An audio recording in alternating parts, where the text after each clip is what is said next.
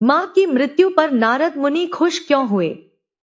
जब मेरी आयु मात्र 5 वर्ष की थी, तब न मुझे समय का ज्ञान था और न ही संसार की कोई समझ। मैं एक निष्पाप बालक था, जिसके लिए माँ का स्नेह ही पूरा संसार था। किंतु एक दिन ऐसा आया, जिसने मेरे जीवन की दिशा ही बदल दी। किसी ने आकर कहा, तेरी माता गौ को स्नान कराने गई थी। मार्ग में एक काले सर्प ने उन्हें डस लिया और उनका देहांत हो गया। यह सुनकर मैं स्तब्ध रह गया, परंतु आश्चर्य की बात यह थी कि मेरे बालमन में न शोक उत्पन्न हुआ और न ही भय। मेरे हृदय में एक अद्भुत शांति का अनुभव हुआ। मैंने सोचा, सर्प का क्या दोष? वह तो अपने स्वभाव के अनुसार ही कार्य करता है। यह सब तो काल की ही लीला है। उसी क्षण मुझे अनुभव हुआ कि यह कोई दुर्भाग्य नहीं, बल्कि किसी महान मंगल की भूमिका है। तभी मेरे अंतःकरण में पूर्व जन्म की स्मृतियां जाग उठीं। मैंने कहा, अब मैं तुम्हें अपने पूर्व जन्म की कथा सुनाता हूं। इतना कहते ही मानो वातावरण शांत हो गया। तभी देवर्षि नारद बोले, हे व्यास जी, यह कथा किसी साधारण युग की नहीं, बल्कि एक पूर्व कल्प की है। उस समय मैं गंधर्व था और मेरा नाम उपबरहण था। उपबरहण अत्यंत रूपवान, मधुरभाषी और गुणवान थे। जो भी उन्हें देखता या उनसे वार्ता करता, उनका मुरीद हो जाता। गंधर्वराज चित्ररथ उनके गुणों से इतने प्रसन्न हुए कि उन्होंने अपनी 50 दिव्य कन्याओं का विवाह उनके साथ कर दिया। इस प्रकार उपबरहण का जीवन वैभव, सुख और ऐश्वर्य से परिपूर्ण हो गया। एक दिन ब्रह्मा जी ने उन्हें अपनी दिव्य सभा में भगवान का यशगान करने के लिए आमंत्रित किया। सभा में देवता, गंधर्व और अप्सराएं उपस्थित थीं। किंतु वहां पहुंचकर उपबरहण भगवान की महिमा का गान करने के स्थान पर अप्सराओं के रूप, सौंदर्य और सांसारिक प्रेम का वर्णन करने लगे। वे मोह और अहंकार में अपने कर्तव्य से विचलित हो गए। यह देखकर ब्रह्मा जी अत्यंत क्रोधित हुए। उन्होंने कहा, तुम्हें भगवान का यशगान करने के लिए बुलाया गया था, किंतु तुमने विश्वासना का गान किया।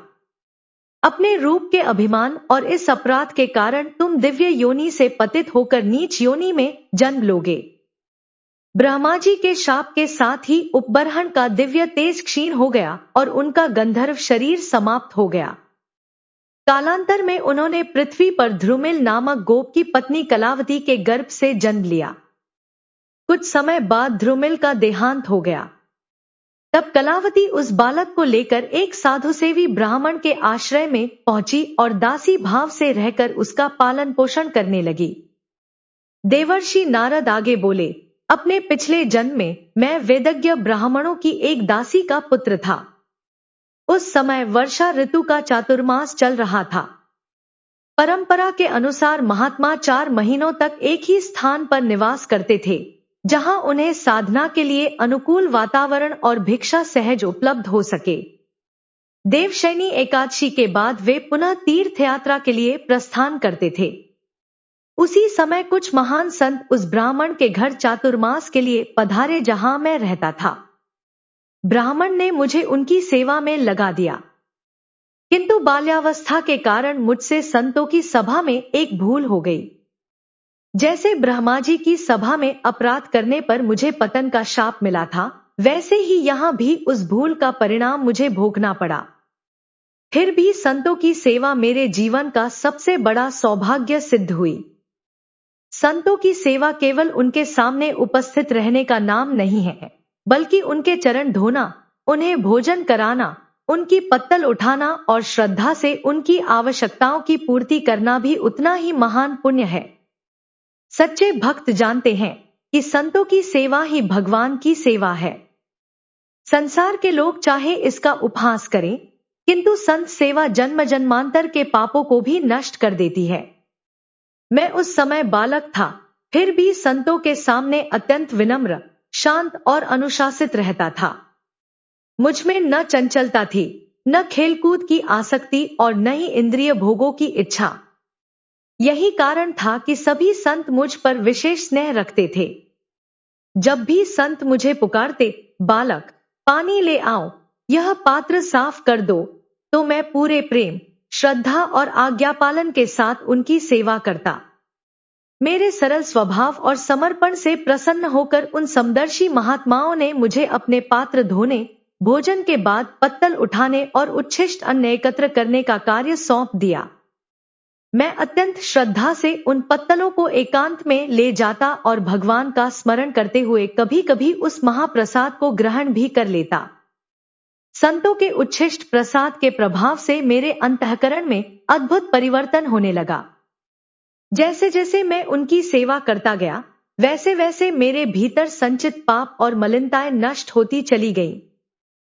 यह केवल सेवा नहीं थी, बल्कि आत्मशुद्धि का दुर्लभ साधन था। इसीलिए मैं सभी से कहता हूं कि जब भी अवसर मिले, संतों की सेवा अवश्य करनी चाहिए। चाहे उनके लिए आसन बिछाना हो, चरण धोना हो, आरती करना हो या उनके चरण पोंछना, प्रत्येक सेवा महान पुण्य प्रदान करती है। भोजन के बाद उनके उच्छिष्ट प्रसाद को भी श्रद्धा से ग्रहण करना चाहिए, क्योंकि वही मन और आत्मा को पवित्र बनाता है। सेवा करते करते मेरे हृदय में भगवान के प्रति गहरी भक्ति जागृत होने लगी। प्रभु का स्मरण करते ही नेत्रों से अश्रुधारा बह निकलती और ऐसा अनुभव होता मानो हृदय की समस्त अशुद्धियां धुल रही हों। इस प्रकार चातुर्मास के 4 महीनों में मैं प्रतिदिन संतों की सेवा करता, उनकी कथाएं सुनता और उनके चरणों की धूल में बैठकर भगवान श्रीहरि का स्मरण करता रहा।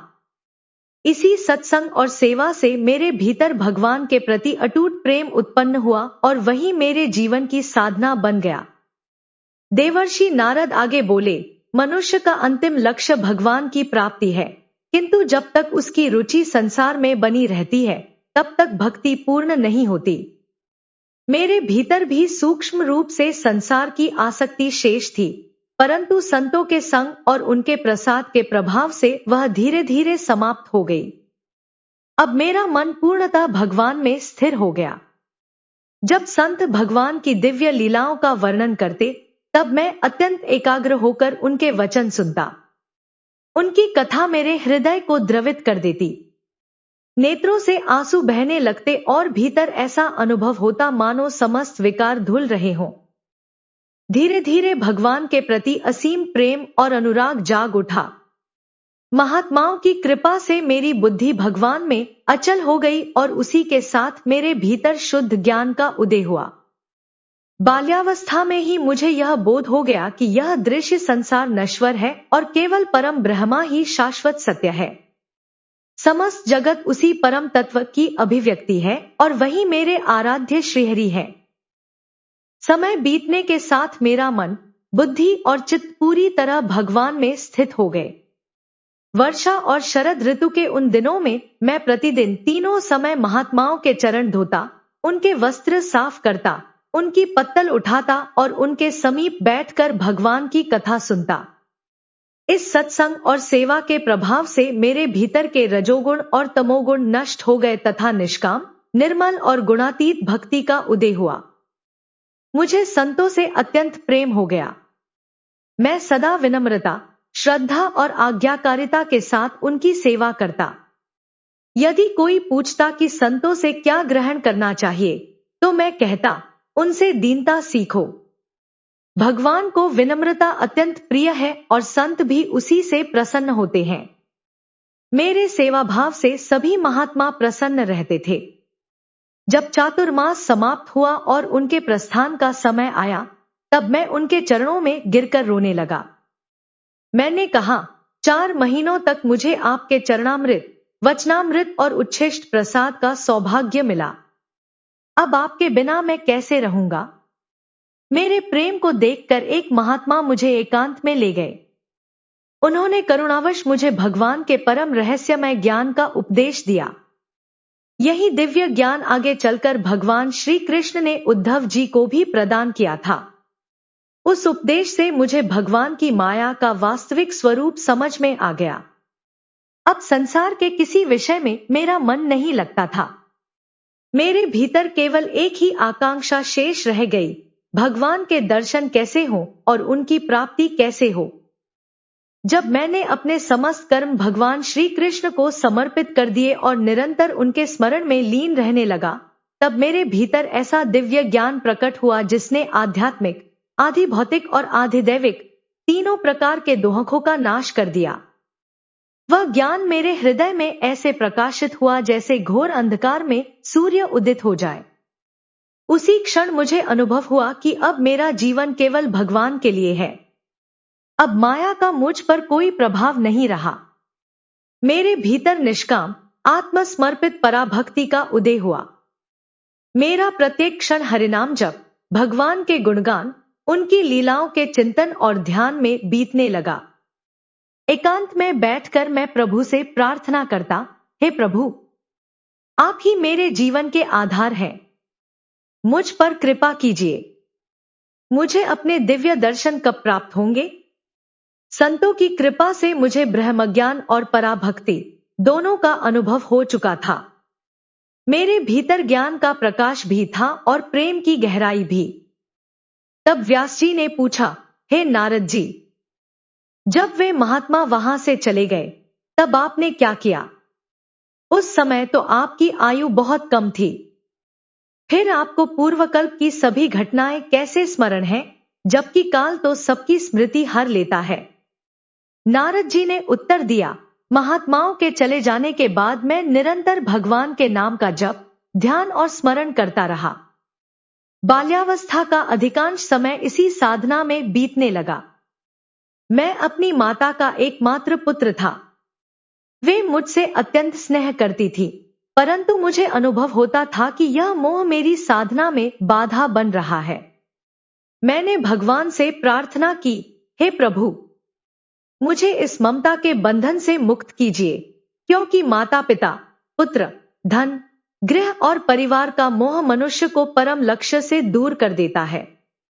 एक दिन जब मेरी आयु केवल 5 वर्ष थी, मुझे समाचार मिला कि मेरी माता गौ को स्नान कराने गई थी। मार्ग में एक काले सर्प ने उन्हें डस लिया और उनका देहांत हो गया। मैंने उस सर्प को दोष नहीं दिया।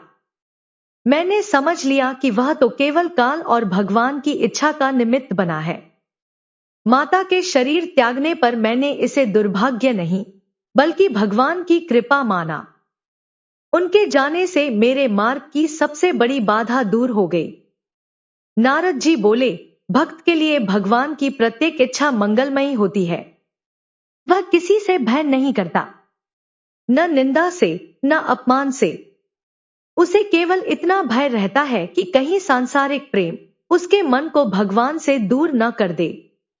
माता के जाने के बाद मेरा समस्त मोह समाप्त हो गया और अब मैं पूर्णतः भगवान की ओर अग्रसर हो गया। मैंने निश्चय किया कि अब मेरा जीवन केवल प्रभु की ओर बढ़ने के लिए है। यह संकल्प लेकर मैं उत्तर दिशा की ओर चल पड़ा। भगवान के नाम का निरंतर स्मरण ही मेरा मार्ग, मेरी यात्रा और मेरा जीवन बन गया। नगर, गांव, खेत, वन, नदियां और अनेक प्रदेशों को पार करता हुआ मैं आगे बढ़ता रहा। मार्ग में एक विशाल सरोवर दिखाई दिया। उसका निर्मल और शीतल जल, खिले हुए कमल तथा पक्षियों का मधुर कलरव मन को आनंदित कर रहा था। मैं केवल 5 वर्ष का बालक था, फिर भी अकेला ही इतनी लंबी यात्रा तय कर चुका था। रास्ते में नरकट, बांस, कुश और कीचक के घने वन आए, जहां सर्प, उल्लू और सियार जैसे भयंकर जीव रहते थे। फिर भी मेरे मन में तनिक भी भय नहीं था, क्योंकि मेरा विश्वास अटल था कि जो कुछ होता है वह भगवान श्री कृष्ण की इच्छा से ही होता है। भूख और प्यास से शरीर दुर्बल हो गया था। मैंने सरोवर में स्नान किया, निर्मल जल पिया और सारी थकान दूर हो गई। समीप ही एक विशाल पीपल का वृक्ष था। उसकी शीतल छाया में बैठकर मैंने संतों के उपदेशों का स्मरण किया और मन को भगवान के ध्यान में एकाग्र कर लिया। मैंने निर्मल हृदय से श्री कृष्ण का ध्यान किया। प्रभु का स्मरण करते ही नेत्रों से अश्रु बहने लगे, शरीर रोमांचित हो उठा और उसी क्षण भगवान मेरे सामने प्रकट हो गए। उस दिव्य दर्शन का आनंद शब्दों से परे था। मेरा रोम रोम आनंद से भर उठा। मैं स्वयं को, अपने शरीर को और संसार को भूल गया। केवल भगवान का मनोहर स्वरूप ही मेरे चित्त में रह गया। किंतु कुछ ही क्षणों बाद वह दिव्य स्वरूप अंतर्धान हो गया। मैं व्याकुल होकर उठ खड़ा हुआ। बार बार उसी स्थान पर बैठकर ध्यान करता, प्रभु को पुकारता और उनके पुनः दर्शन की प्रार्थना करता, परंतु वे फिर प्रकट नहीं हुए। मेरा हृदय विरह से भर गया और मैं वन में उन्हें खोजता हुआ भटकने लगा। तभी आकाश से एक दिव्य वाणी सुनाई दी, वत्स, इस जन्म में तुम्हें मेरे पुनः दर्शन नहीं होंगे। जो साधक अभी पूर्ण योग की अवस्था तक नहीं पहुंचा है, उसके लिए मेरे दर्शन दुर्लभ है। मैंने तुम्हें अपना स्वरूप केवल तुम्हारी निष्कपट भक्ति को दृढ़ करने के लिए दिखाया था। अब उसी रूप का निरंतर स्मरण करो, मेरा नाम जपो और इस शरीर की आयु पूर्ण होने की प्रतीक्षा करो। भगवान ने आगे कहा, संतों की सेवा से तुम्हारा हृदय पूर्णतः पवित्र हो चुका है। अब कोई वासना तुम्हें बांध नहीं सकेगी। जब यह शरीर समाप्त होगा, तब अगले जन्म में तुम मेरे दिव्य पार्षद देवर्षि नारद के रूप में प्रकट होगे। तुम्हारी भगवान में निष्ठा कभी डगमगाएगी नहीं। सृष्टि का प्रलय भी हो जाए, तब भी तुम्हारी स्मृति अक्षुण्ण बनी रहेगी। मैं सदा तुम्हारे साथ हूं, तुम्हारी रक्षा कर रहा हूं। भगवान की वाणी सुनकर मैंने उस दिशा में श्रद्धापूर्वक प्रणाम किया। उसी क्षण मेरे मन का समस्त भय, संकोच और मोह समाप्त हो गया। अब मेरा जीवन केवल हरिनाम संकीर्तन, भगवान के स्मरण और उनकी भक्ति में बीतने लगा। समय कब बीत गया, इसका मुझे कोई आभास ही नहीं हुआ। दिन, रात, ऋतुएं और संसार की समस्त गतिविधियां मेरे लिए महत्वहीन हो गई। मेरे हृदय में केवल एक ही प्रतीक्षा शेष थी, उस क्षण की जब भगवान का वचन पूर्ण होगा। अंततः एक दिन मृत्यु का समय आ पहुंचा। जैसे आकाश में अचानक बिजली चमकती है, वैसे ही एक क्षण में मेरा स्थूल शरीर छूट गया। उसी क्षण मैं भगवान श्रीहरि के दिव्य धाम पहुंचा। वहां स्वयं भगवान ने मुझे अपने पार्षद के रूप में स्वीकार किया और मुझे चिदानंद में प्रकाश स्वरूप दिव्य शरीर प्रदान किया। वह शरीर पंचमहाभूतों से निर्मित नहीं था, इसलिए उसमें जन्म, मृत्यु, रोग या वृद्धावस्था का कोई स्थान नहीं था। देवर्षि नारद के रूप में मैं त्रिभुवन में वायु के समान स्वतंत्र होकर विचरण करने लगा। जहां इच्छा होती, वहीं तत्काल पहुंच जाता। अब प्रारब्ध कर्मों का मुझ पर कोई प्रभाव नहीं था, क्योंकि वे केवल स्थूल शरीर पर ही लागू होते हैं। ऐसा चिदानंदमय स्वरूप उसी भक्त को प्राप्त होता है जो भगवान का अपना बन जाता है और दास्य, सख्य, वात्सल्य अथवा प्रेम भाव से उनकी भक्ति करता है। भगवान के चरणों की निष्काम सेवा करने वाला प्रत्येक भक्त अंततः इसी दिव्य अवस्था को प्राप्त करता है। जब भगवान नारायण कारण सागर में योग निद्रा धारण करते हैं, तब समस्त सृष्टि उनके भीतर लीन हो जाती है। जैसे कोई व्यापारी दिन भर का व्यापार समाप्त कर अपनी दुकान समेट लेता है, वैसे ही ब्रह्मा सहित समस्त लोग भगवान में विलीन हो जाते हैं। फिर सहस्रों चतुर्युग बीतने पर भगवान की इच्छा से पुनः सृष्टि का प्राकट्य होता है। यही सृष्टि का सनातन चक्र है। भगवान की कृपा से आज मैं वैकुंठ सहित समस्त लोकों और अनंत ब्रह्मांडों में निर्बाध विचरण करता हूं। मेरा एक भी श्वास भगवान के स्मरण के बिना नहीं बीतता। भगवान ने अपने करकमलों से मुझे दिव्य वीणा प्रदान की, जिसमें सातों स्वर भगवान के नाम, गुण और लीलाओं के अमृत से परिपूर्ण हैं। मैं उसी वीणा पर प्रभु के पवित्र चरित्रों का निरंतर कीर्तन करता रहता हूं। जब भी मैं प्रेम पूर्वक भगवान का स्मरण करता हूं, वे तत्काल मेरे सम्मुख प्रकट हो जाते हैं। यही भक्ति का सर्वोच्च फल है। जिनका मन विषवासनाओं में डूबा रहता है, उनके लिए भगवान के दर्शन दुर्लभ होते हैं। किंतु जो निष्कपट प्रेम से उनका नाम जपते हैं और उनकी लीलाओं का कीर्तन करते हैं, उनके लिए भगवान स्वयं सुलभ हो जाते हैं। अपने अनुभव से मैं यही कहता हूं कि यदि कोई भी मनुष्य सच्चे मन से भगवान का नाम जपना और उनकी महिमा का गान करना प्रारंभ कर दे, तो वह भी एक दिन निश्चित रूप से भगवान की प्राप्ति कर सकता है। काम, क्रोध, लोभ और मोह बार बार मनुष्य के मन को विचलित करते हैं। किंतु जब हृदय में भगवान का नाम बस जाता है और जिह्वा पर उनकी लीलाओं का निरंतर कीर्तन होता है, तब ये सभी विकार धीरे धीरे समाप्त होने लगते हैं। ऐसी शांति, निर्मलता और आत्मिक तृप्ति न तो कठोर तप से मिलती है, न यम नियम के पालन से और न ही कठिन योगाभ्यास से। भगवान के नाम का स्मरण ही मनुष्य को वास्तविक आनंद और संतोष प्रदान करता है। देवर्षि नारद ने कहा, हे व्यास जी, आपने मेरे जन्म, साधना और आत्म साक्षात्कार के विषय में जो प्रश्न किए थे, उनका संपूर्ण उत्तर मैंने आपको दे दिया। यही भक्ति और आत्मज्ञान का वास्तविक मार्ग है, भगवान के नाम का स्मरण और उनके प्रति निष्काम प्रेम। सूत जी कहते हैं कि इतना कहकर देवर्षि नारद ने व्यास जी से विदा ली। उन्होंने अपनी दिव्य वीणा पर मधुर स्वर छेड़ा, नारायण नारायण, और भगवान के नाम का गान करते हुए आनंद पूर्वक आकाश मार्ग से प्रस्थान कर गए। देवर्षि नारद जहां भी जाते, वहां भगवान श्रीहरि का नाम गूंज उठता। उनकी वीणा से निकला प्रत्येक स्वर वातावरण को पवित्र कर देता।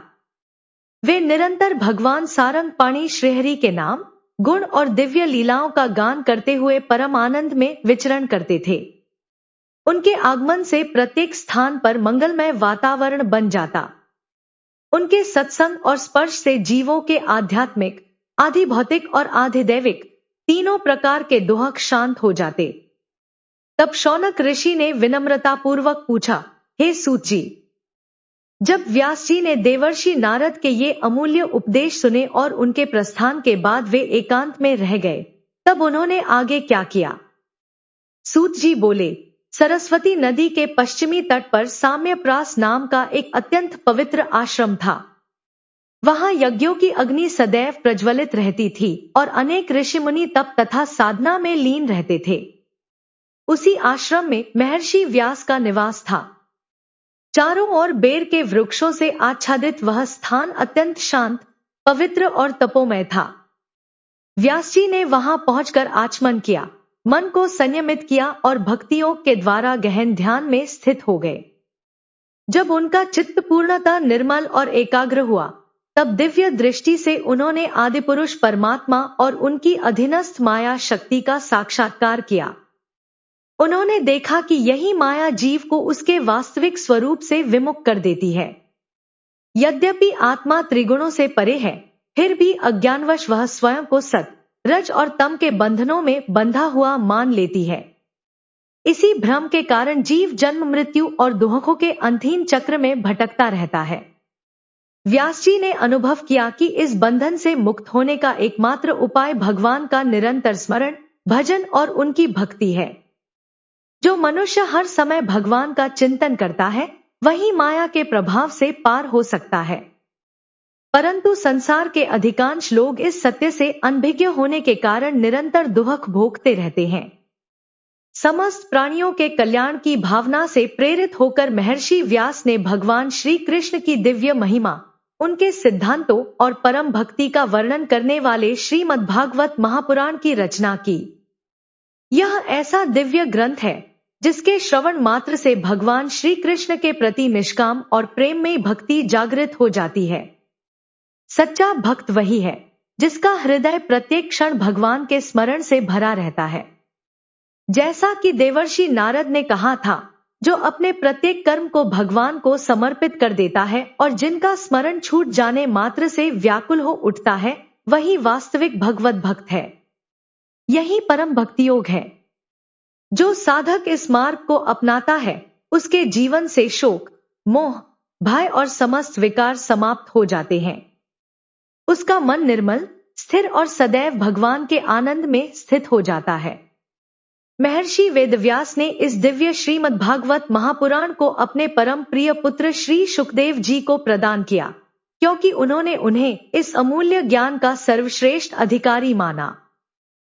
तब शौनक ऋषि ने जिज्ञासा प्रकट करते हुए पूछा, हे सूत जी, श्री शुकदेव जी तो जन्म से ही आत्मस्वरूप में स्थित, पूर्णतः विरक्त और आत्माराम महापुरुष थे।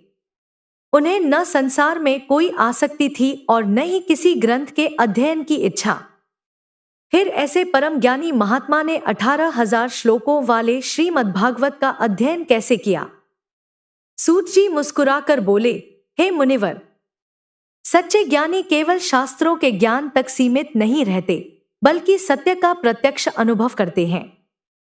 किंतु जब ऐसे आत्मज्ञानी महापुरुषों के हृदय में भक्ति का उदय होता है, तब वे भी भगवान की कथाओं के अमृत में डूब जाते हैं, क्योंकि भक्ति ही वह दिव्य रस है जो ब्रह्मज्ञान को भी मधुर प्रेम में परिवर्तित कर देती है। जिन महापुरुषों के हृदय से अज्ञान की गांठ पूर्णतः खुल चुकी होती है और जो अपने आत्मस्वरूप में स्थित रहते हैं, वे आत्माराम कहलाते हैं। ऐसे मुक्त और आत्मतृप्त संत भी अंततः भगवान श्री कृष्ण की निष्काम और अहेतुकी भक्ति ही करते हैं। इसका कारण यह है कि भगवान के दिव्य गुण, उनका अनुपम स्वरूप और उनकी मधुर लीलाएं इतनी आकर्षक है कि वे मुक्त आत्माओं और ब्रह्मज्ञानियों को भी अपनी ओर सहज ही आकर्षित कर लेती है। इसी कारण भगवान वेदव्यास के परम तेजस्वी पुत्र श्री सुखदेव जी भी पूर्ण आत्मज्ञानी होने पर भी भगवान श्री कृष्ण के गुणों और लीलाओं के माधुर्य से स्वयं को अलग नहीं रख सके।